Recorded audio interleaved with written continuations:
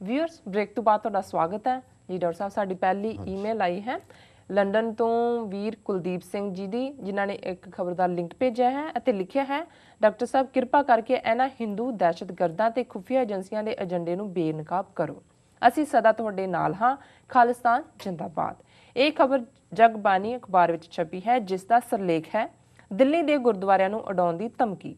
Mumbai dateline वाली इस खबर के वेरवे अनुसार सिमी, जिसनों student Islamic movement of India वजों जानिया जाता है, एक बार फिर वापसी लिए तैयार है। सिमी वालों मंगलवार को दिल्ली के गुरुद्वारिਆਂ ਨੂੰ ਬੰਬ ਨਾਲ ਉਡਾਉਣ ਦੀ ਧਮਕੀ ने सुरक्षा एजेंसियों की नींद ਨੂੰ उड़ा के रख दिता है। पहला ही इंडियन मुजाहिदीन ਅਤੇ लश्करे तायबा तो मिलन वालियां अतवादी चुनौतियों का सामना कर रही सुरक्षा ਅਤੇ इंटैलीजेंस एजेंसियां ਲਈ ਇਹ ਗੱਲ चिंता का विषय बन गई है कि संगठन के 50 स्लीपर सैल पूरे देश में सरगर्म हो गए हैं। इंटैलीजेंस ब्यूरो वालों सारे सूबਿਆਂ ਨੂੰ इस बारे चेतावनी जारी की गई है। जी डॉक्टर साहब, ਸਭ ਤੋਂ ਪਹਿਲਾਂ ਤਾਂ ਵੀਰ ਕੁਲਦੀਪ ਸਿੰਘ ਜੀ ਦਾ ਧੰਨਵਾਦ। ਉਹਨਾਂ ਨੇ ਸਾਨੂੰ ਲੰਡਨ ਇੰਗਲੈਂਡ ਤੋਂ ਲਿਖਿਆ ਜੀ। ਇਹ ਬੜੇ ਸੂਝਵਾਨ ਦਰਸ਼ਕ ਨੇ, ਬੜੇ ਚਿੰਤਕ ਅੰਦਾਜ਼ ਦੇ ਵਿੱਚ ਇਹ ਹਰ ਜੋ ਕੁਝ ਵੀ ਆਲੇ ਦੁਆਲੇ ਵਾਪਰਦਾ ਉਸ ਤੇ ਅੱਖ ਰੱਖਦੇ ਨੇ ਜੀ, ਔਰ ਸਾਨੂੰ ਵੀ ਆਗਾਹ ਕਰਦੇ ਰਹਿੰਦੇ ਨੇ। ਉਹਨਾਂ ਦਾ ਬਹੁਤ ਬਹੁਤ ਧੰਨਵਾਦ ਜੀ। ਇਹ ਖਬਰ ਜਿਹੜੀ ਉਹਨਾਂ ਨੇ ਭੇਜੀ ਜਗਬਾਣੀ 'ਚ ਛਪੀ ਹੈ। ਸਮਹਾਉ ਮੈਂ ਵੀ ਇਸ ਨੂੰ ਕਿਸੇ ਅੰਗਰੇਜ਼ੀ ਮੀਡੀਆ 'ਚ ਜਾਂ ਹੋਰ ਪਾਸੇ ਕਿਸੇ ਸੋਸ਼ਲ ਮੀਡੀਆ 'ਚ ਨਹੀਂ ਦੇਖਿਆ। ਸੋ ਉਹਨਾਂ ਦਾ ਧੰਨਵਾਦ ਕਿ ਉਹਨਾਂ ਨੇ ਇਹ ਸਾਨੂੰ ਸਪੈਸ਼ਲ ਲਿੰਕ ਵੀ ਭੇਜਿਆ ਜੀ। ਔਰ ਜਿਵੇਂ ਤੁਸੀਂ ਇਹ ਪੜ੍ਹਿਆ ਹੀ ਹੈ ਕਿ ਇਹਦੇ 'ਚ ਗੁਰਦੁਆਰਾ ਸਾਹਿਬ ਸ਼ਾਇਦ ਬੰਗਲਾ ਸਾਹਿਬ ਦੀ ਪਿਕਚਰ ਹੈ ਜੀ ਔਰ ਉਹਦੇ ਉੱਤੇ ਹੀ ਇਹ ਹੈਡਲਾਈਨ ਹੈ ਦਿੱਲੀ ਦੇ ਗੁਰਦੁਆਰਿਆਂ ਨੂੰ ਉਡਾਉਣ ਦੀ ਧਮਕੀ ਜੀ ਔਰ ਉਹਦੇ ਥੱਲੇ ਫਿਰ ਸਬ ਹੈਡਿੰਗ ਹੈ student Islamic movement of India SIMI ਦੇ 30 ਸਲੀਪਰ ਸਰਗਰਮ। ਜੀ ਸਲੀਪਰ ਇੰਟੈਲੀਜੈਂਸ ਏਜੰਸੀਆਂ ਦੀ ਲੈਂਗੁਏਜ ਹੁੰਦਾ ਹੈ ਵੀ ਜਿਹੜੇ ਸਲੀਪ ਤੋਂ ਬਣਿਆ, ਜਿਹੜੇ ਚੁੱਪ ਕੀਤੇ ਸੈੱਲ ਪਏ ਨੇ ਕਿ ਜੀ ਉਹ ਕਈ ਵਾਰੀ ਬਿਲਕੁਲ ਚੁੱਪ ਹੋ ਜਾਂਦੇ ਨੇ, ਫਿਰ ਉਹਨਾਂ ਨੂੰ ਹਦਾਇਤਾਂ ਮਿਲਦੀਆਂ ਤੇ ਉਹ ਐਕਟਿਵ ਹੋ ਜਾਂਦੇ ਨੇ ਜੀ। ਔਰ ਇਸ ਖਬਰ ਨੂੰ ਇੰਨੇ ਡਰਾਉਣੇ ਢੰਗ ਦੇ ਨਾਲ, ਕਿਉਂਕਿ ਜਗਬਾਣੀ ਲਾਲਾ ਜਗਤ ਨਰਾਇਣ ਟੱਬਰ ਦੀ ਅਖਬਾਰ ਇਹ ਏਜੰਸੀਆਂ ਦੀਆਂ ਖਬਰ ਪਲਾਂਟਸ ਕਰਨ ਲਈ ਹੈ। ਵੈਸੇ ਪਲਾਂਟ ਤਾਂ ਉਹ ਕਿਸੇ 'ਚ ਵੀ ਕਰਾ ਦਿੰਦੇ ਨੇ, ਟ੍ਰਿਬਿਊਨ 'ਚ ਵੀ ਹੁੰਦੀਆਂ, ਟਾਈਮਜ਼ ਆਫ ਇੰਡੀਆ ਵੀ, ਹਿੰਦੁਸਤਾਨ ਟਾਈਮਜ਼ ਵੀ ਜੀ। ਪਰ ਕਈ ਵਾਰ ਉਹ ਜਿਹੜੀਆਂ ਅਖਬਾਰਾਂ 'ਚ ਜੇ ਕੋਈ ਬੈਠਾ ਹੈ ਉਹ ਪੁੱਛ ਲੈਂਦਾ ਹੈ ਕਿ ਜੀ ਸੋਰਸ ਕੀ ਹੈ। ਲੇਕਿਨ ਇਹ ਜਿਹੜੀ ਜਗਬਾਣੀ ਜਾਂ ਪੰਜਾਬ ਕੇਸਰੀ ਜਾਂ ਪ੍ਰਤਾਪ, ਇਹ ਤਾਂ ਜਦੋਂ ਮਰਜ਼ੀ ਭਾਵੇਂ ਉਹਨਾਂ ਦਾ ਕਲਰਕ ਵੀ ਭੇਜ ਦੇ ਤੇ ਉਹ ਉਹਨੂੰ ਲਾ ਦਿੰਦੇ ਨੇ ਜੀ। ਹੁਣ ਇਹਦੇ 'ਚ ਉਹਨਾਂ ਨੇ ਇੰਨੀ ਕੁ ਜਿਹੜੀ ਨੀਂਦ ਉਡਾ ਦਿੱਤੀ ਸੁਰੱਖਿਆ ਏਜੰਸੀਆਂ ਦੀ ਧਮਕੀ ਔਰ ਦਿੱਲੀ ਦੇ ਗੁਰਦੁਆਰਿਆਂ ਨੂੰ ਉਡਾਉਣਾ। ਇਹ ਖਬਰ ਇਸ ਤਰੀਕੇ ਨਾਲ ਲਾਈ ਔਰ ਨਾਲ ਹੀ ਕਿ ਜੀ ਇੰਡੀਅਨ ਮੁਜਾਹਿਦੀਨ ਔਰ ਲਸ਼ਕਰੇ ਤਾਇਬਾ ਇਹ ਤਾਂ ਪਹਿਲਾਂ ਹੀ ਸਰਗਰਮ ਸੀ। ਹੁਣ ਜਿਹੜੀ ਹੈ student Islamic movement of India, ਜਿਹੜੀ ਇਹਨਾਂ ਦੀ ਆਪਣਾ ਹੀ ਨਾਂ ਰੱਖਿਆ ਹੋਇਆ, ਆਪਣੀ ਘੜੀ ਹੋਈ, ਆਪਣੇ ਇਹਨਾਂ ਦੇ ਬੰਦੇ ਨੇ, ਉਸ ਨੂੰ ਉਹਨਾਂ ਨੇ ਕਿਹਾ ਜੀ ਕਿ ਉਹਨਾਂ ਦੇ 30 ਸਲੀਪਰ ਸੈੱਲ ਐਕਟਿਵ ਹੋ ਗਏ ਨੇ ਔਰ ਇੰਟੈਲੀਜੈਂਸ ਬਿਊਰੋ ਨੇ ਭਾਰਤ ਦੇ ਸਾਰੇ ਸੂਬਿਆਂ ਨੂੰ ਚੇਤਾਵਨੀ ਦਿੱਤੀ। ਹੁਣ ਇਹ ਬਿਲਕੁਲ ਸਿੱਧੇ ਤੌਰ 'ਤੇ ਜਿਹਨੂੰ ਮਾੜਾ ਮੋਟਾ ABC ਵੀ ਪਤਾ ਹੈ ਕਿ ਏਜੰਸੀਆਂ ਕਿਵੇਂ ਕੰਮ ਕਰਦੀਆਂ, ਖਾਸ ਤੌਰ 'ਤੇ ਭਾਰਤ ਦੀਆਂ ਏਜੰਸੀਆਂ, ਉਹ ਇਹਨੂੰ ਸਿੱਧਾ ਸਿੱਧਾ ਪਲਾਂਟ ਕਹਿ ਸਕਦਾ। ਕੋਈ ਸੋਰਸ ਨਹੀਂ ਹੈ, ਕੋਈ ਕਿਸੇ ਨੇ ਕਲੇਮ ਨਹੀਂ ਕੀਤਾ, ਕਿਸੇ ਨੇ ਕਿਸੇ ਅਖਬਾਰ ਦੇ ਦਫ਼ਤਰ ਨੂੰ ਕਾਲ ਨਹੀਂ ਕੀਤਾ, ਕਿਸੇ ਦੀ ਕੋਈ ਚਿੱਠੀ ਨਹੀਂ ਆਈ ਔਰ ਨਾ ਹੀ ਸਿਮੀ ਨਾਂ ਦੀ ਕੋਈ ਸੰਸਥਾ ਜਿਹੜੀ ਹੈ ਉਹ ਰੀਅਲਿਸਟਿਕਲੀ ਜਿਹੜੀ ਹੈ ਉਹ ਦਹਿਸ਼ਤਗਰਦ ਕੋਈ ਸੰਸਥਾ ਹੈਗੀ। ਇਹਨਾਂ ਦੀ ਆਪਣੀ ਕ੍ਰੀਏਸ਼ਨ ਹੈ। ਜਿੱਦਾਂ ਪੰਜਾਬ 'ਚ ਇਹਨਾਂ ਨੇ ਸਿੱਖ ਲਹਿਰ ਦੇ ਵੇਲੇ ਕਦੇ ਇੱਕ ਦਸ਼ਮੇਸ਼ ਰੈਜੀਮੈਂਟ ਨਾਂ ਦੀ ਜਥੇਬੰਦੀ ਰੱਖੀ ਔਰ ਸਾਰੇ ਜਹਾਨਾਂ ਨੂੰ ਪਤਾ ਹੈ ਵੀ ਕੋਈ ਸਿੰਘ ਉਹਦੇ 'ਚ ਨਹੀਂ ਸੀ ਸ਼ਾਮਲ, ਲੇਕਿਨ ਉਹਨਾਂ ਨੇ ਆਪਣੇ ਏਜੰਟ ਰੱਖ ਕੇ ਜਿਹੜੀ ਹੈ ਇੱਕ ਨਾਂ ਰੱਖ ਦਿੱਤਾ ਦਸ਼ਮੇਸ਼ ਰੈਜੀਮੈਂਟ। ਕੋਈ ਵੀ ਗੱਲ ਕਰਨੀ ਉਹਦੀ ਜ਼ਿੰਮੇਵਾਰੀ ਉਹਦੇ ਥੱਲੇ ਲੈ ਲੈਣੀ। ਇਸੇ ਤਰ੍ਹਾਂ ਉਹਨਾਂ ਨੇ ਜਦੋਂ ਜੁਝਾਰੂਆਂ ਦੇ ਪਰਿਵਾਰਾਂ ਨੂੰ ਮਾਰਨਾ ਸ਼ੁਰੂ ਕੀਤਾ, ਜਿਵੇਂ ਮਨਵੀਰ ਸਿੰਘ ਝੇੜੂ ਨਾਲ ਸੰਬੰਧਿਤ ਜਾਂ ਕਰਨਲ ਘੁੰਮਣ ਜਿਹੜੇ ਸੀ ਉਹਨਾਂ ਨੂੰ ਮਾਰਿਆ ਤੇ ਉਹਦੀ ਜ਼ਿੰਮੇਵਾਰੀ ਇਹਨਾਂ ਨੇ ਇੱਕ ਕੈਟਾਂ ਦਾ ਗਰੁੱਪ ਖੜਾ ਕੀਤਾ ਸੀ, ਉਹਦਾ ਨਾਂ ਰੱਖਿਆ ਸੀ ਸ਼ਹੀਦ ਭਗਤ ਸਿੰਘ ਬ੍ਰਿਗੇਡ ਜੀ। ਕਿ ਜੀ ਜਿਵੇਂ ਵਾਕਿਆ ਹੀ ਕੋਈ ਭਗਤ ਸਿੰਘ ਤੋਂ ਇਨਸਪੀਰੇਸ਼ਨ ਵਾਲੇ ਨੇ ਤੇ ਉਹਨਾਂ ਨੇ ਜਿਹੜਾ ਜੁਝਾਰੂਆਂ ਦੇ ਪਰਿਵਾਰ, ਪੇਰੈਂਟਸ, ਉਹਨਾਂ ਨੂੰ ਮਾਰਨਾ ਸ਼ੁਰੂ ਕੀਤਾ ਹੋਇਆ ਸੀ। ਸੋ ਅਸੀਂ ਸਮਝਦੇ ਹਾਂ ਵੀ ਸਿੱਧੀ ਪਲਾਂਟਡ ਸਟੋਰੀ ਹੈ ਔਰ ਕਿਵੇਂ ਭਾਰਤ ਦੀਆਂ ਖੁਫੀਆ ਏਜੰਸੀਆਂ ਨੇ ਹਿੰਦੂ ਦਹਿਸ਼ਤਗਰਦੀ ਦਾ ਪ੍ਰਭਾਵ ਕਬੂਲਿਆ ਜਾਂ ਉਹਨਾਂ ਦੇ ਏਜੰਡੇ 'ਤੇ ਕੰਮ ਕਰਦੀਆਂ। ਇਹ ਗੱਲ ਸਾਹਮਣੇ ਆ ਗਈ ਸੀ ਸਮਝੌਤਾ ਐਕਸਪ੍ਰੈਸ ਤੇ ਬੰਬ ਬਲਾਸਟ, ਕਿ ਕਿਵੇਂ ਕਰਨਲ ਪ੍ਰੋਤ ਜਿਹੜਾ ਸਰਵਿੰਗ ਕਰਨਲ ਹੈ ਇੰਡੀਅਨ ਇੰਟੈਲੀਜੈਂਸ ਦਾ, ਮਿਲਟਰੀ ਇੰਟੈਲੀਜੈਂਸ ਦਾ, ਔਰ ਸਾਧਵੀ ਪ੍ਰਗਿਆ ਔਰ ਅਭਿਨਵ ਭਾਰਤੀ ਦੇ ਰਾਹੀਂ ਅਭਿਨਵ ਭਾਰਤੀ ਲਈ ਉਹ ਕੰਮ ਕਰਦਾ ਸੀ। ਅਭਿਨਵ ਭਾਰਤੀ ਉਹ ਸੰਸਥਾ ਹੈ ਜਿਹਦਾ ਨਥੂਰਾਮ ਗੋਡਸੇ ਮੈਂਬਰ ਸੀ, ਜਿਹਨੇ ਗਾਂਧੀ ਨੂੰ ਮਾਰਿਆ ਸੀ। ਸੋ ਅਭਿਨਵ ਭਾਰਤੀ ਦੀਆਂ ਜੜ੍ਹਾਂ ਜਿਹੜੀਆਂ ਨੇ ਉਹ 60 ਸਾਲ ਪਹਿਲਾਂ ਦੇ ਪੀਰੀਅਡ 'ਚ ਚਲੀਆਂ ਜਾਂਦੀਆਂ। ਹੁਣ ਇਸ ਦੇ ਉੱਤੇ ਇੱਕ ਕਾਰਕਰੇ ਜਿਹੜਾ ਹਿਮੰਤ ਕਾਰਕਰੇ ਨੇ ਕਿਵੇਂ ਇਹ ਲੱਭਿਆ ਜਦੋਂ ਬੰਬਈ ਦੇ ਵਿੱਚ ਬੰਬ ਧਮਾਕੇ ਹੋਏ ਕਿ ਵੀ ਇਹ ਕੀ ਲਿੰਕ ਹੈਗਾ, ਉਸ ਨੂੰ ਉਹਨਾਂ ਨੇ ਜਿਹੜਾ ਉਹ ਕਾਬੂ ਕੀਤਾ ਕਰਨਲ ਪ੍ਰੋਥ ਨੂੰ। ਕਿਵੇਂ ਹਿਮੰਤ ਕਾਰਕਰੇ ਦਾ ਵੀ ਐਂਡ ਕੀਤਾ ਗਿਆ, ਉਹਦੀ ਵਾਈਫ ਨੇ ਵੀ ਕਿਹਾ ਸੀ ਕਿ ਜੀ ਇਹ ਸਾਜ਼ਿਸ਼ ਹੋਈ ਹੈ। ਔਰ ਇਹਦੇ 'ਚ ਇਸ ਸੰਬੰਧੀ ਇੱਕ ਸਾਬਕਾ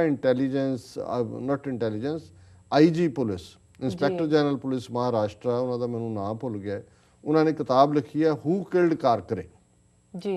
ਔਰ ਉਹ ਬੜੀ ਦਿਲਚਸਪ ਕਿਤਾਬ ਹੈ। ਇਹਨਾਂ ਦਾ ਮਿਲੀ ਇੱਕ ਜਿਹੜੀ ਸੰਸਥਾ ਇਸਲਾਮਿਕ ਜਥੇਬੰਦੀਆਂ ਦੀ, ਉਹਨਾਂ ਦੇ ਫਰੰਟ ਪੇਜ ਦੇ ਉੱਤੇ ਯੂਜੂਅਲੀ ਉਹਨਾਂ ਦੀ ਐਡ ਵੀ ਹੁੰਦੀ ਹੈ ਹਰ ਵਾਰੀ, ਹੂ ਕਿਲਡ ਕਾਰਕਰੇ। ਉਹਨੂੰ ਕਾਰਕਰੇ ਨੂੰ ਜਿਹਨੇ ਕਰਨਲ ਪ੍ਰੋਥ ਦਾ ਔਰ ਉਹ ਸਾਰਾ ਭਾਂਡਾ ਭੰਨਿਆ ਸੀ ਕਿ ਕਿਵੇਂ ਇਹ ਕੰਮ ਕਰ ਰਹੇ ਨੇ ਹਿੰਦੂ ਗਰੁੱਪਾਂ ਦੇ ਲਈ, ਉਹਨੂੰ ਮਾਰ ਦਿੱਤਾ ਗਿਆ ਸੀ। ਪਰ ਉਸ ਕਿਤਾਬ ਦੇ ਵਿੱਚ ਹੂ ਕਿਲਡ ਕਾਰਕਰੇ 'ਚ ਉਹਨੇ ਸਾਬਤ ਕੀਤਾ ਕਿ ਕਿਵੇਂ ਇੰਡੀਅਨ ਮੁਜਾਹਿਦੀਨ, ਕਿਵੇਂ ਇਹ ਸਿੰਮੀ, ਇਹ ਸਾਰੀਆਂ ਜਥੇਬੰਦੀਆਂ ਦੇ ਪੈਡ ਵੀ, ਔਰ ਇਹ ਤਾਂ ਇਹਨਾਂ ਦੀਆਂ ਆਪਣੀਆਂ ਕ੍ਰੀਏਸ਼ਨਸ ਨੇ। ਭਾਰਤ ਦੇ ਵਿੱਚ ਕੋਈ ਵੀ ਗੰਭੀਰ ਸੀਰੀਅਸ ਜਿਹੜੀ ਹੈ ਉਹ ਅੱਤਵਾਦੀ ਜਿਹਨੂੰ ਕਹਿੰਦੇ ਨੇ ਜਾਂ ਦਹਿਸ਼ਤ, ਕੋਈ ਜਥੇਬੰਦੀ ਨਹੀਂ ਹੈ, ਕੋਈ ਐਗਜ਼ਿਸਟ ਹੀ ਨਹੀਂ ਕਰਦੀ। ਕੋਈ ਮਾੜਾ ਮੋਟਾ ਕਿਸੇ ਥਾਂ ਤੇ ਕਿਸੇ ਨੇ ਗੁੱਸੇ 'ਚ ਕੋਈ ਮਾੜੀ ਮੋਟੀ ਘਟਨਾ ਆਪਣੇ ਤੌਰ ਤੇ ਕਿਸੇ ਹਰਟ ਬੰਦੇ ਨੇ ਕਦੇ ਕੀਤੀ ਹੋਏ, ਉਹ ਇੱਕ ਵੱਖਰੀ ਗੱਲ ਹੈ। ਪਰ ਜਿਸ ਤਰੀਕੇ ਨਾਲ ਇਹ ਨੈਟਵਰਕ ਬਣਾ ਕੇ ਆਪ ਹੀ ਕਾਰਵਾਈ ਕਰਦੇ ਨੇ ਕਿ ਜੀ ਹੁਣ 30 ਸਲੀਪਰ ਸੈੱਲ ਨੇ, ਉਹ ਭਾਈ ਤੁਹਾਨੂੰ ਜੇ ਪਤਾ ਹੈ ਵੀ ਸਲੀਪਰ ਸੈੱਲ ਨੇ ਉਹਨਾਂ ਦੇ 30 ਨੇ, ਫੜ ਲਓ ਜਾ ਕੇ ਉਹਨਾਂ ਨੂੰ ਜੀ। ਤੁਸੀਂ ਉਹਨਾਂ ਨੂੰ ਕਿਉਂ ਸਲੀਪ ਕਰਨ ਦਿੱਤਾ? ਜੇ ਉਹ ਸੁੱਤੇ ਪਏ ਸੀ ਤੁਸੀਂ ਸੁੱਤਿਆਂ ਨੂੰ ਨਾ ਫੜ ਲਿਆ ਜਾ ਕੇ। ਤੇ ਜੇ ਤੁਹਾਨੂੰ ਇਦਾਂ ਹੀ ਪਤਾ ਹੈ ਵੀ ਉਹ ਐਕਟਿਵ ਹੋ ਗਏ, ਉਹ ਫਲਾਣਾ ਹੋ ਗਿਆ, ਤੇ ਫਿਰ ਤੁਸੀਂ ਪਹਿਲਾਂ ਕਾਰਵਾਈ ਕਿਉਂ ਨਹੀਂ ਕਰਦੇ? ਸੋ ਮਤਲਬ ਇਹ ਇੱਕ ਫੀਅਰ ਪੈਦਾ ਕਰਨਾ। ਔਰ ਮਕਸਦ ਕੀ ਹੈ ਇਸ ਸਾਰੇ ਦਾ, ਅਸੀਂ ਬਹੁਤ ਚੰਗੀ ਤਰ੍ਹਾਂ ਸਮਝਦੇ ਹਾਂ। ਔਰ ਇਹ ਗੱਲ ਅਸੀਂ ਆਪਣੇ ਦਰਸ਼ਕਾਂ ਨੂੰ, ਸਰੋਤਿਆਂ ਨੂੰ ਹਮੇਸ਼ਾ ਇਹ ਬਾਰ-ਬਾਰ ਰਿਮਾਈਂਡ ਕਰਵਾਉਂਦੇ ਕਿ ਇਸ ਸਾਡੀ ਖਾਲਿਸਤਾਨ ਦੀ ਲਹਿਰ ਦੀ ਇੱਕ ਬੜੀ ਵੱਡੀ ਜਿਹੜੀ ਪੋਜ਼ਿਟਿਵ ਪ੍ਰਾਪਤੀ ਹੈ ਉਹ ਹੈ ਸਿੱਖਾਂ ਔਰ ਮੁਸਲਮਾਨਾਂ ਦਾ ਨੇੜੇ ਆਉਣਾ ਜੀ। ਔਰ ਸਾਡਾ ਪਾਕਿਸਤਾਨ ਪ੍ਰਤੀ, ਆਪਣੇ ਪੰਜਾਬੀ ਭਰਾਵਾਂ ਪ੍ਰਤੀ ਦੂਸਰੇ ਪਾਸੇ ਬਦਲਿਆ ਰਵੱਈਆ, ਅਸੀਂ ਆਪਣੀ ਪੁਰਾਤਨ ਹਿਸਟਰੀ ਨੂੰ ਵੀ ਹੁਣ ਐਨਾਲਾਈਜ਼ ਕਰਨਾ ਸ਼ੁਰੂ ਕੀਤਾ ਵੀ ਕਿੱਥੇ ਕਿੱਥੇ ਇਹਨਾਂ ਨੇ ਸ਼ਰਾਰਤ ਕੀਤੀ ਬ੍ਰਾਹਮਣਵਾਦੀਆਂ ਨੇ ਜੀ। ਹੁਣ ਇਹ ਜਿਹੜੀ ਗੁੱਡਵਿਲ ਹੈ ਜਿਹਦੇ ਥੱਲੇ ਸਿੱਖ ਖਲੋਤੇ, ਔਰ ਜੇ ਮੋਦੀ ਨੇ ਹਜ਼ਾਰਾਂ ਮੁਸਲਮਾਨ ਮਾਰੇ ਗੁਜਰਾਤ, ਭਾਵੇਂ ਬਾਦਲ ਉਹਨਾਂ ਦਾ ਜ਼ਰ ਖਰੀਦ ਬਣਿਆ, ਪਰ ਮੋਦੀ ਦੀ ਰੈਲੀ ਦਾ ਵੀ ਸਿੱਖਾਂ ਨੇ ਵਿਰੋਧ ਕੀਤਾ ਔਰ ਜਿਹੜੀ ਜਗਰਾਵਾਂ 'ਚ ਰੈਲੀ ਹੋਈ ਟੋਟਲੀ ਫਲॉप ਹੋਈ ਜੀ। ਔਰ ਕੁੱਲ ਮਿਲਾ ਕੇ ਕੋਈ ਮੋਦੀ ਦੇ ਲਈ ਸਿੱਖਾਂ ਨੇ ਉਤਸ਼ਾਹ ਨਹੀਂ ਦਿਖਾਇਆ ਅਦਰ ਦੈਨ ਇਹ ਬਾਦਲ ਟੱਬਰ ਵਾਲਿਆਂ ਨੇ, ਇਸ ਲਈ ਕਿ ਮੋਦੀ ਦੇ ਹੱਥ ਹਜ਼ਾਰਾਂ ਮੁਸਲਮਾਨਾਂ ਦੇ ਖੂਨ ਨਾਲ ਵੀ ਰੰਗੇ ਹੋਏ ਨੇ ਔਰ ਸਿੱਖ ਕਿਸਾਨਾਂ ਦੇ ਉੱਤੇ ਵੀ ਉਹ ਜ਼ੁਲਮ। ਔਰ ਇਸੇ ਤਰ੍ਹਾਂ ਕਸ਼ਮੀਰੀਆਂ ਦਾ ਮਾਮਲਾ, ਕੋਈ ਇਸ਼ੂ ਹੋਏ ਕਸ਼ਮੀਰ ਨਾਲ ਸੰਬੰਧਿਤ, ਅਸੀਂ ਹਮੇਸ਼ਾ ਸਪੋਰਟ ਦੇ ਵਿੱਚ ਖਲੋਂਦੇ ਹਾਂ, ਕਿਉਂਕਿ ਸਾਨੂੰ ਇਹ ਸਮਝ ਆਈ ਹੈ ਕਿ ਸਾਡੀ ਡੈਸਟਨੀ ਵੀ ਇੱਕ ਹੈ ਔਰ ਪਾਸਟ ਦੇ ਵਿੱਚ ਵੀ ਕਿਵੇਂ ਇਹਨਾਂ ਦੀ ਸ਼ਰਾਰਤ ਨੇ ਸਾਨੂੰ ਟਕਰਾਅ ਦੇ ਰਸਤੇ ਤੇ ਪਾਇਆ। ਹੁਣ ਇਹ ਜਿਹੜੀ ਗੁੱਡਵਿਲ ਬਣੀ ਹੋਈ ਹੈ ਸਿੱਖਾਂ ਮੁਸਲਮਾਨਾਂ ਦੀ, ਹਿੰਦੂ ਤਵੀਆਂ ਦਾ, ਔਰ ਇਹ ਜਿਹੜਾ ਏਜੰਸੀਆਂ ਦੀ ਖਬਰ ਪਲਾਂਟ ਹੈ ਇਹਨੂੰ ਹਿੰਦੂ ਤਵੀ ਮੰਨਿਆ ਜਾਏ। LK ਅਡਵਾਨੀ ਜਦੋਂ ਹੋਮ ਮਿਨਿਸਟਰ ਬਣਿਆ ਇਹਨੇ ਬੜੀ ਹੈਵੀਲੀ ਜਿਹੜਾ ਆ ਉਹ ਸਾਰੀਆਂ ਏਜੰਸੀਆਂ ਨੂੰ ਹਿੰਦੂਤਵੀ ਬਣਾ ਦਿੱਤਾ। ਇਹਨਾਂ ਹਿੰਦੂਤਵੀ ਏਜੰਸੀਆਂ ਨੇ 20 ਮਾਰਚ 2000 ਨੂੰ ਚਿੱਠੀ ਸਿੰਘਪੁਰਾ 'ਚ 35 ਸਿੱਖਾਂ ਦਾ ਕਤਲੇਆਮ ਕੀਤਾ ਸੀ, ਕੋਈ ਦੋ ਰਾਵਾਂ ਨਹੀਂ ਨੇ। ਸੋ ਉਹ ਇੱਕ ਪਹਿਲਾਂ ਫੀਅਰ ਪੈਦਾ ਕਰਨਾ ਚਾਹੁੰਦੀਆਂ ਨੇ ਔਰ ਮੈਨੂੰ ਇਹ ਡਰ ਹੈ ਕਿ ਆਉਣ ਵਾਲੇ ਦਿਨਾਂ 'ਚ ਇਸ ਕਿਸਮ ਦਾ ਕੋਈ ਵੀ ਕਾਰਾ ਹਰਿਮੰਦਰ ਸਾਹਿਬ 'ਚ, ਦਿੱਲੀ ਦੇ ਗੁਰਦੁਆਰਿਆਂ 'ਚ, ਹਜ਼ੂਰ ਸਾਹਿਬ, ਪਟਨਾ ਸਾਹਿਬ ਜਾਂ ਕਿਸੇ ਛੋਟੇ ਮੋਟੇ ਗੁਰਦੁਆਰੇ 'ਚ ਵੀ ਇਹ ਕਰਵਾ ਸਕਦੇ ਨੇ, ਕਰਵਾਉਣਗੇ। ਕਹਿਣਗੇ ਦੇਖੋ ਜੀ ਅਸੀਂ ਤਾਂ ਪਹਿਲਾਂ ਹੀ ਕਿਹਾ ਸੀ ਵੀ ਸਿੰਮੀ ਨੇ ਇਹ ਕਰਨਾ, ਤਾਂ ਕਿ ਸਿੱਖਾਂ ਮੁਸਲਮਾਨਾਂ ਦੇ ਵਿੱਚ ਕੁੜਿੱਤਣ ਹੋਏ, ਬਿਟਰਨੈਸ ਹੋਏ। ਸੋ ਅਸੀਂ ਅਗਾਹ ਕਰ ਸਕਦੇ ਇਸ ਗੱਲ ਬਾਰੇ ਆਪਣੀਆਂ ਸਿੱਖ ਸੰਗਤਾਂ ਨੂੰ ਕਿ ਵੀ ਇਹ ਜੇ ਕੱਲ੍ਹ ਨੂੰ ਗੁਰੂ ਨਾ ਕਰੇ ਕੋਈ ਇਸ ਕਿਸਮ ਦਾ ਵਾਕਿਆ ਹੁੰਦਾ ਹੈ ਤੇ ਇਹ ਇੰਡੀਅਨ ਇੰਟੈਲੀਜੈਂਸ ਵੱਲੋਂ ਕੀਤਾ ਮੰਨਿਆ ਜਾਏ, ਕਿਉਂਕਿ ਇਸ ਕਿਸਮ ਦਾ ਹੀ ਕਾਰਾ ਇਹਨਾਂ ਨੇ ਪਹਿਲਾਂ ਵੀ ਕਸ਼ਮੀਰ 'ਚ ਕੀਤਾ, ਚਿੱਠੀ ਸਿੰਘਪੁਰਾ 'ਚ 35 ਸਿੱਖਾਂ ਨੂੰ ਮਾਰ ਕੇ, ਔਰ ਲਗਾਤਾਰਤਾ ਨਾਲ ਇਹਨਾਂ ਦਾ ਯਤਨ ਹੈ ਕਿ ਸਿੱਖਾਂ ਮੁਸਲਮਾਨਾਂ ਦੇ ਵਿੱਚ ਕੁੜਿੱਤਣ ਪੈਦਾ ਕੀਤੀ ਜਾਏ। ਔਰ ਕਿਸੇ ਵੀ ਜੇ ਕੋਈ ਇਸ ਕਿਸਮ ਦੀ ਮੰਦਭਾਗੀ ਘਟਨਾ ਵਾਪਰਦੀ ਹੈ ਤੇ ਉਸ ਲਈ ਭਾਰਤੀ ਖੁਫੀਆ ਏਜੰਸੀਆਂ ਨੂੰ ਦੋਸ਼ੀ ਮੰਨਿਆ ਜਾਏ। ਜੀ ਬਿਲਕੁਲ ਡਾਕਟਰ ਸਾਹਿਬ। ਸਾਡਾ ਅਗਲਾ ਫੇਸਬੁੱਕ ਸੁਨੇਹਾ ਪਿੰਡਾ ਘੁੰਮਣ ਜੀ ਦਾ ਹੈ। ਇਹ ਲਿਖਦੇ ਹਨ, ਵਾਹਿਗੁਰੂ ਜੀ ਕਾ ਖਾਲਸਾ ਵਾਹਿਗੁਰੂ ਜੀ ਕੀ ਫਤਿਹ। ਮੈਂ ਡਾਕਟਰ ਅਮਰਜੀਤ ਸਿੰਘ ਹੋਰਾਂ ਕੋਲੋਂ ਇਹ ਜਾਣਨਾ ਚਾਹੁੰਦਾ ਹਾਂ ਕਿ ਸਿੱਖ ਧਰਮ ਵਿੱਚ ਅਸੀਂ ਮਾਸ ਅੰਡਾ ਖਾ ਸਕਦੇ ਹਾਂ ਜਾਂ ਨਹੀਂ। ਗੁਰਬਾਣੀ ਸਾਨੂੰ ਕੀ ਸਿਖਾਉਂਦੀ ਹੈ। ਇਹਨਾਂ ਨੇ ਇਸ ਸੰਬੰਧੀ ਇੱਕ ਵੀਡੀਓ ਲਿੰਕ ਵੀ ਭੇਜਿਆ ਹੈ ਅਤੇ ਸਾਨੂੰ ਦੇਖਣ ਦੀ ਤਾਕੀਦ ਕੀਤੀ ਹੈ। ਜੀ ਡਾਕਟਰ ਸਾਹਿਬ। ਦੇਖੋ, ਅਸੀਂ ਇਸ ਮੁੱਦੇ ਦੇ ਉੱਤੇ ਬਹੁਤ ਵਾਰ ਆਪਣੇ ਵਿਚਾਰ ਦਿੱਤੇ ਨੇ। ਅਸੀਂ ਸਮਝਦੇ ਹਾਂ ਵੀ ਸਿੱਖ ਰਹਿਤ ਮਰਿਆਦਾ ਇਸ ਮੁੱਦੇ ਦੇ ਉੱਤੇ ਫਾਈਨਲ ਵਰਡ ਹੈ ਜੀ। ਉਹ ਇੰਟਰਨੈਟ ਤੇ ਵੀ ਅਵੇਲੇਬਲ ਹੈ, ਪੰਜਾਬੀ 'ਚ ਵੀ ਅਵੇਲੇਬਲ ਹੈ, ਅੰਗਰੇਜ਼ੀ 'ਚ ਵੀ ਅਵੇਲੇਬਲ ਹੈ ਜੀ। ਉਸ ਦੇ ਵਿੱਚ ਸਪਸ਼ਟਤਾ ਦੇ ਨਾਲ ਇਹ ਸਾਰੇ ਨੂੰ ਬਿਆਨਿਆ ਹੋਇਆ ਜੀ। ਬਾਕੀ ਅਸੀਂ ਜਿਵੇਂ ਇਸ ਗੱਲ ਨੂੰ ਬਾਰ-ਬਾਰ ਦੁਹਰਾਉਂਦੇ ਕਿ ਗੁਰਬਾਣੀ ਦੀ ਰੌਸ਼ਨੀ 'ਚ ਆਪੋ ਆਪਣੀ ਇੰਟਰਪ੍ਰੀਟੇਸ਼ਨ ਹਰ ਕੋਈ ਕਰਦਾ ਜੀ। ਗੁਰਬਾਣੀ ਦੇ ਸ਼ਬਦਾਂ ਨੂੰ ਆਧਾਰ ਬਣਾ ਕੇ ਮਾਸ ਖਾਣ ਦੇ ਹੱਕ ਦੇ ਵਿੱਚ ਵੀ ਦਲੀਲਾਂ ਦਿੱਤੀਆਂ ਜਾਂਦੀਆਂ ਜੀ। ਗੁਰਬਾਣੀ ਦੇ ਇੰਟਰਪ੍ਰੀਟੇਸ਼ਨ ਨੂੰ ਹੀ ਆਧਾਰ ਬਣਾ ਕੇ ਮਾਸ ਖਾਣ ਦੇ ਵਿਰੋਧ ਵਿੱਚ ਵੀ ਦਲੀਲਾਂ ਦਿੱਤੀਆਂ ਜਾਂਦੀਆਂ। ਇਸੇ ਤਰ੍ਹਾਂ ਸਿੱਖ ਇਤਿਹਾਸ ਤੇ ਸਿੱਖ ਪਰੰਪਰਾ ਇਤਿਹਾਸਕ ਹਵਾਲਿਆਂ ਨਾਲ ਵੀ ਫॉर ਐਂਡ ਅਗੇਂਸਟ ਔਰ ਪਰੰਪਰਾ ਦੇ ਹਵਾਲੇ ਨਾਲ ਵੀ ਫॉर ਐਂਡ ਅਗੇਂਸਟ ਆਰਗੂਮੈਂਟ ਦਿੱਤੇ ਜਾਂਦੇ ਨੇ ਜੀ। ਔਰ ਜਦੋਂ ਸਿੱਖ ਰਹਿਤ ਮਰਿਆਦਾ ਦਾ ਫਾਈਨਲ ਡਰਾਫਟ ਜਿਹੜਾ ਹੈ ਉਹ ਬਣ ਰਿਹਾ ਸੀ, ਉਹਦੇ ਉੱਤੇ ਲਗਭਗ 20-25 ਸਾਲ 20 ਸਾਲ ਡਿਸਕਸ਼ਨ ਹੋਈ ਹੈ। ਉਦੋਂ ਵੀ ਇਹ ਦੋਵੇਂ ਹੀ ਵਿਚਾਰਧਾਰਾਵਾਂ ਜਾਂ ਦੋਵੇਂ ਹੀ ਜਿਹੜਾ ਇੰਟਰਪ੍ਰੀਟੇਸ਼ਨਸ ਨੇ ਇਹਨਾਂ ਦੇ ਸਕਾਲਰਸ ਵਿਦਵਾਨ ਮਹਾਂਪੁਰਖ ਆਪਸ 'ਚ ਲੰਬਾ ਵਕਤ ਚਰਚਾ ਕਰਦੇ ਰਹੇ ਜੀ। ਕੁਛ ਗੱਲਾਂ ਤੇ ਸਭ ਦੀ ਸਹਿਮਤ ਹੋਈ, ਕੁਛ ਤੇ ਨਹੀਂ ਹੋਈ, ਕੁਛ ਚੀਜ਼ਾਂ ਓਪਨ ਰੱਖ ਲਈਆਂ ਗਈਆਂ। ਸੋ ਅਸੀਂ ਸਮਝਦੇ ਹਾਂ ਕਿ ਸਿੱਖ ਰਹਿਤ ਮਰਿਆਦਾ ਤੋਂ ਜਿਹੜਾ ਤੋਂ ਪਰੇ ਜਾ ਕੇ ਕੋਈ ਵੀ ਗੱਲ ਸਾਡੀ ਵੀ ਕਹਿਣੀ ਬਣਦੀ ਨਹੀਂ, ਭਾਵੇਂ ਉਸ ਵਿਚਲੀ ਕਿਸੇ ਗੱਲ ਨਾਲ ਸਾਡਾ ਵੀ ਇੱਕ ਵਿਚਾਰ ਭੇਦ ਹੁੰਦਾ ਹੋਏ।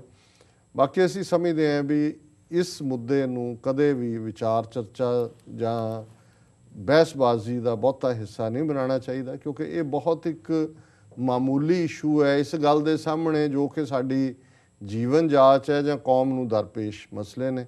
ਸੋ ਅਸੀਂ ਇਸ ਡਿਬੇਟ ਦੇ ਵਿੱਚ ਨਹੀਂ ਪਾਵਾਂਗੇ ਔਰ ਇਹਨਾਂ ਨੂੰ ਵੀਰ ਪਿੰਡਾ ਘੁੰਮਣ ਜੀ ਨੂੰ ਇਹੀ ਐਡਵਾਈਸ ਕਰਾਂਗੇ ਕਿ ਉਹ ਸਿੱਖ ਰਹਿਤ ਮਰਿਆਦਾ ਪੜ੍ਹ ਲੈਣ ਔਰ ਉਹਦੇ ਥੱਲੇ ਵੀ ਇਹ ਨਹੀਂ ਹੈ ਕਿ ਜੇ ਉਹ ਨਹੀਂ ਖਾਂਦੇ ਤਾਂ ਉਹਨਾਂ ਨੇ ਜ਼ਰੂਰ ਖਾਣਾ ਤੇ ਜੇ ਉਹ ਖਾਂਦੇ ਨੇ ਤਾਂ ਉਹਨਾਂ ਨੇ ਨਹੀਂ ਖਾਣਾ। ਕੋਈ ਇਹ ਵੀ ਕੋਈ ਵਰਡਿਕਟ ਨਹੀਂ ਹੈਗੇ ਕਿ ਵੀ ਅਸੀਂ ਇਹ ਕਰਦੇ ਹਾਂ, ਪਰ ਉਹਨਾਂ ਨੂੰ ਘੱਟੋ ਘੱਟ ਇਸ ਦੇ ਨਾਲ ਉਹਨਾਂ ਦੇ ਸਵਾਲ ਦਾ ਜਵਾਬ ਜ਼ਰੂਰ ਮਿਲ ਜਾਏਗਾ। ਜੀ ਡਾਕਟਰ ਸੋ ਇਹਨਾਂ ਦਾ ਬਹੁਤ ਬਹੁਤ ਧੰਨਵਾਦ। ਜੀ ਡਾਕਟਰ ਸਾਹਿਬ, ਵੇਲਾ ਬ੍ਰੇਕ ਤੇ ਜਾਣ ਦਾ। ਵੀਅਰਸ ਸਾਡੇ ਨਾਲ ਇਸ ਤਰ੍ਹਾਂ ਬਣੇ ਰਹੋ, ਮਿਲਦੇ ਹਾਂ ਛੋਟੇ ਵਕਫੇ ਤੋਂ ਬਾਅਦ।